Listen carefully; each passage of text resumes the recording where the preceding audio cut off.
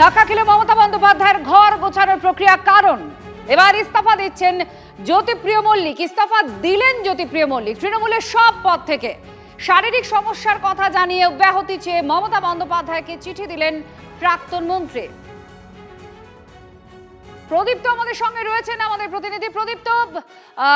জ্যোতিপ্রিয় মল্লিক যিনি বিচারাধীন জেলে ছিলেন, তারপরেও তাকে প্রার্থী করা নিয়ে অনেক কথা খরচা হয়, শেষে সেই জ্যোতিপ্রিয় মল্লিকও সরে গেলেন। দেখো, মমতা বন্দ্যোপাধ্যায়ের একেবারে প্রথম দিনের সৈনিক বলতে যে কজনকে রাজনৈতিক মহল চেনে, চর্চা হয়, সেই সৈনিক কিন্তু জ্যোতিপ্রিয় মল্লিক ছিলেন এবং মমতা বন্দ্যোপাধ্যায়ের প্রতি তার আনুগত্য, এবং সে কারণেই মমতা বন্দ্যোপাধ্যায় তার পাশে বারংবার ছিলেন।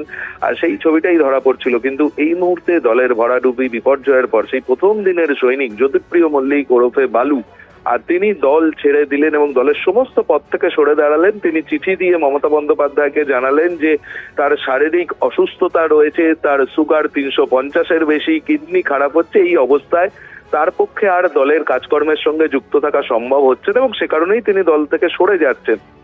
দিন কয়েক আগে এই জ্যোতিপ্রিয় মল্লিককে জাতীয় কর্মসমিতির সদস্য করেছিল তৃণমূল কংগ্রেস তাদের দলের, এবং তারপরেই জ্যোতিপ্রিয় মল্লিকের এই প্রস্থান আর মমতা বন্দ্যোপাধ্যায়ের কাছে বড় ধাক্কা বলেই মনে করছেন রাজনৈতিক মহলের বিশেষজ্ঞরা। এবং একের পর এক পুরনো দিনের সৈনিকরা তারা কিন্তু সরে যাচ্ছেন মমতা বন্দ্যোপাধ্যায়ের পাশ থেকে। জ্যোতিপ্রিয় মল্লিকও তার ব্যতিক্রম হলেন না।